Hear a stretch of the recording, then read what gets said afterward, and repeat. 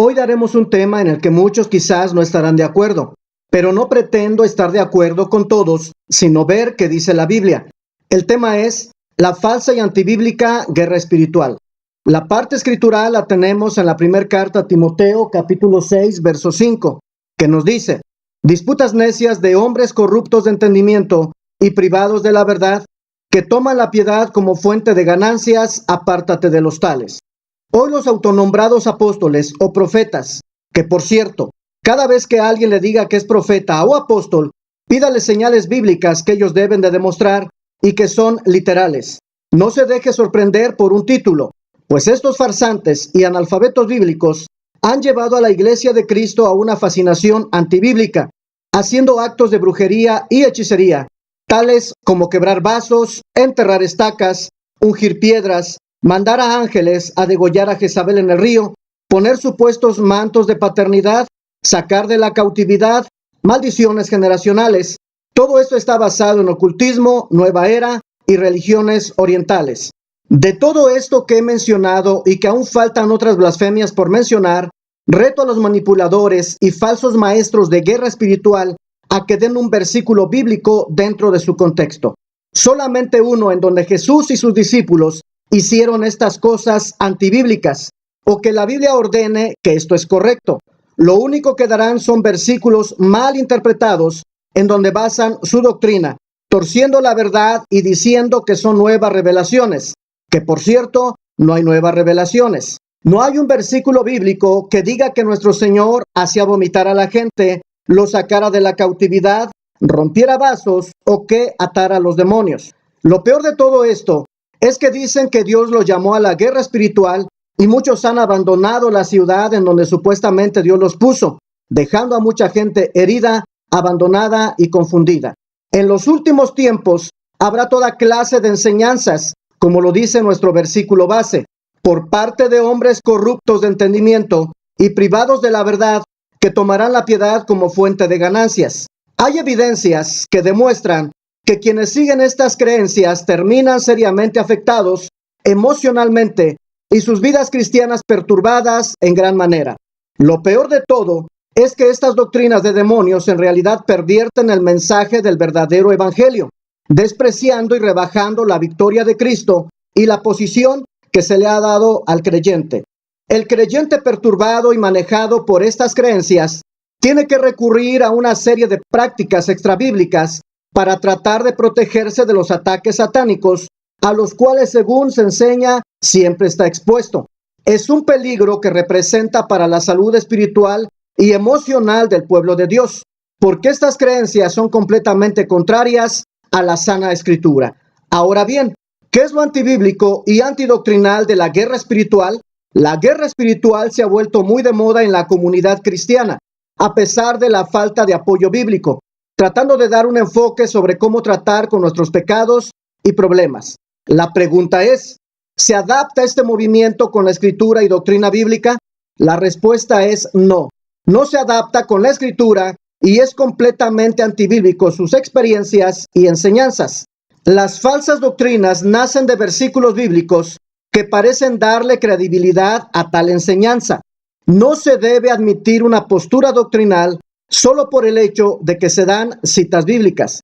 El asunto con la guerra espiritual es más grave y oscuro, ya que tal doctrina, quien la sigue y la promueve, le quita el valor a la obra de Cristo.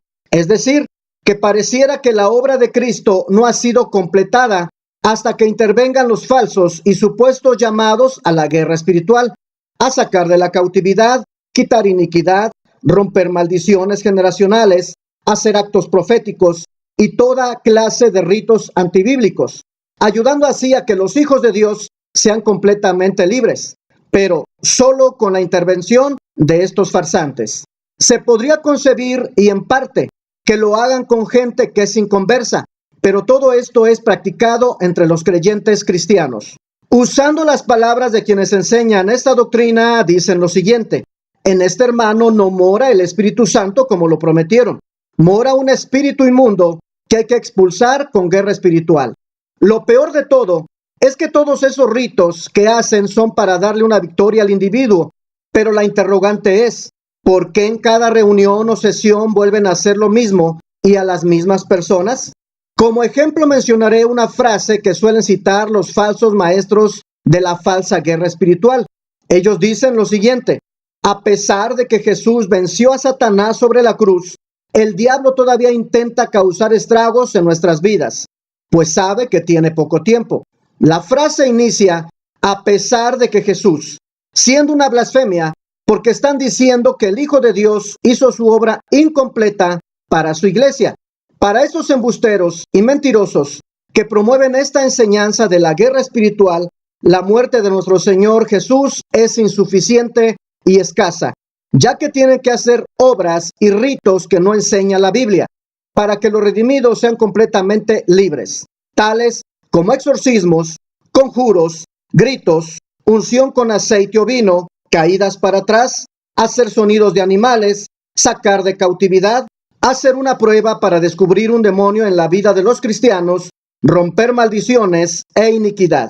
Como lo dije anteriormente, reto a que me den un versículo bíblico dentro de su contexto en donde diga que nuestro Señor o sus discípulos hicieron guerra espiritual e hicieron los ritos que acabamos de mencionar. Es más, en la historia de la iglesia o escritos patrísticos no existe tal engaño. Es deshonroso, absurdo y asqueroso que estas prácticas tomen lugar en las congregaciones cristianas, degradando y dando un valor injusto a la obra y muerte de Cristo. El peligro de esta enseñanza es ver a personas cristianas que tenían, como dice la Escritura, pruebas en su vida cristiana, perseverando con gozo, pero que después de una supuesta liberación, ahora viven inseguras, deprimidas y hasta padeciendo enfermedades, y que no acuden a curarse con medicina tradicional, ya que les dijeron que era un demonio que tenía que ser expulsado. Esta página pretende alertar e informar al amado pueblo del Señor. No queremos agredirle, porque usted es especial para nuestro Padre. Solo queremos pedirle de la forma más humilde que tenga cuidado de hombres farsantes que perturban la sana doctrina y predican apostasía. Un ejemplo muy personal es lo que pasó en la iglesia que nuestro Padre nos está permitiendo pastorear. Vimos todos estos eventos y ritos antibíblicos por dos hombres mentirosos que se hacían llamar el uno apóstol y el otro profeta. Y aunque nunca vimos las señales para el apóstol que muestra la Biblia, y mucho menos se cumplió una sola palabra del falso profeta. Con esto no pretendo denunciar, sino pedir que tenga mucho cuidado de hombres como los que acabo de mencionar, ya que lo único que hicieron fue maldecir, robar y confundir a la gente. Afortunadamente salieron de la iglesia, y aunque maldijeron a los pastores y confundieron a la congregación, la iglesia continúa y seguirá cumpliendo el propósito de Dios. Ahora bien, vamos a confrontar algunos puntos que enseña la falsa guerra con la lucha que enseña la Biblia sin salir del parámetro y orden bíblico. Primeramente, veamos algunas enseñanzas antibíblicas. Atar a Satanás. Esta idea equivocada se basa en los pasajes de Mateo 12:29, 16:19 y 18:18. El contexto de estos pasajes muestra el poder personal de Cristo sobre el mismo Satanás y no el nuestro para atar al hombre fuerte. Incluye el tema de la disciplina en la iglesia. Nunca encontraremos que sea correcto ni que estos versículos muestren que podemos atar a Satanás. Solamente atan a Satanás sacando los versículos de su contexto original. Reprender a Satanás.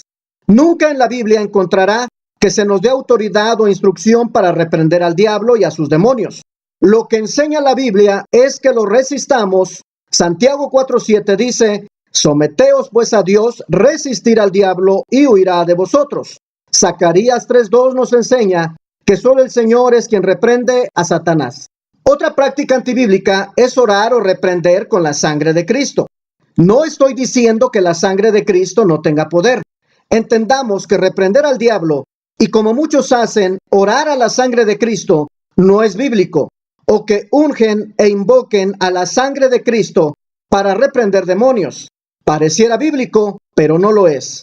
Nunca los apóstoles lo hicieron, ni encontrará esa práctica en las Escrituras.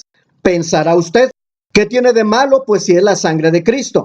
El problema es que si nos salimos del parámetro y orden bíblico, es desobediencia, y toda desobediencia es pecado. Es decir, que todo lo que hagamos y la Biblia no lo ordene es desobediencia. Maldiciones heredadas o generacionales que deben romperse. La parte bíblica en donde se basa la guerra espiritual para esta enseñanza la encuentra en Éxodo 20 del 1 al 5. El versículo 5 dice que es Dios quien visita la maldad y no Satanás, o que las maldiciones demoníacas se pase de padres a hijos.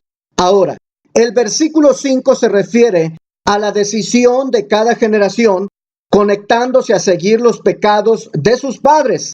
Es decir, que Dios es testigo de la maldad que continúa a través de generaciones aborreciendo sus leyes. Como dice la Escritura, quien visita la maldad es Dios. Y por si esto fuera poco, los falsos maestros no leen el versículo 5 completo, en donde dice que Dios visita la maldad, pero de los que le aborrecen, no para aquellos que son su pueblo. Repito, para los que le aborrecen. Así que, este pasaje no muestra una maldición generacional que sea transmitida de alguna forma espiritual a otras generaciones. No hay, no existe ni se muestra un solo ejemplo bíblico en donde alguien que ha sido salvado por nuestro Señor se le condene a una maldición satánica o decir que está en iniquidad y que tenga que ser rota por exorcismo o algún rito, y mucho menos que alguien entre en acción como un superungido a liberarle. No nos podemos detener a comentar cada una de las falsas enseñanzas en las que se basa la falsa guerra espiritual, pero si analizamos cada una la encontraríamos contraria a las Escrituras. La falsa guerra espiritual contradice la instrucción del Nuevo Testamento. La guerra espiritual no solo tiene sus enseñanzas de orígenes extrabíblicos, sino que además contradice la instrucción del Nuevo Testamento acerca de los demonios. Y cabe mencionar que todas sus enseñanzas son de la misma fuente en la que los carismáticos obtienen sus enseñanzas. Es decir, que la falsa doctrina de la guerra espiritual está proveyendo lo que nunca ha afirmado ni asegurado la palabra de Dios. Por ejemplo, en la doctrina del Nuevo Testamento, el punto primordial de los conflictos en el cristiano es el ámbito de la carne, no una influencia o dominio diabólico. En el Nuevo Testamento hay un aproximado de 50 citas que se refieren a la carne y lo ubica como el primer enemigo del cristiano, y no dice que sea una influencia diabólica, mientras que se encuentran 10 referencias para los demonios y prácticamente en todas determinan sus hechos. Además, expresan en la guerra espiritual que los demonios tienen nombre y su nombre manifiesta su dominio. Por ejemplo, lujuria, envidia, asesinato, hechicería, iras, contiendas, idolatría, homicidios, borracheras y orgías. Sin embargo, en la Biblia no encontramos ningún ejemplo que sustente esta enseñanza. Para estas secciones, la Escritura dice que son obras de la carne según Gálatas 5, 19 al 21. Nunca la Escritura le da nombres a los demonios de lujuria, idolatría o borrachera. Hasta la hechicería es una obra de la carne. Por eso es que llamo analfabetos bíblicos a estos farsantes maestros de guerra espiritual, ya que solo se guían por manuales o libros, sin importarles qué dice la sana doctrina de nuestro Padre.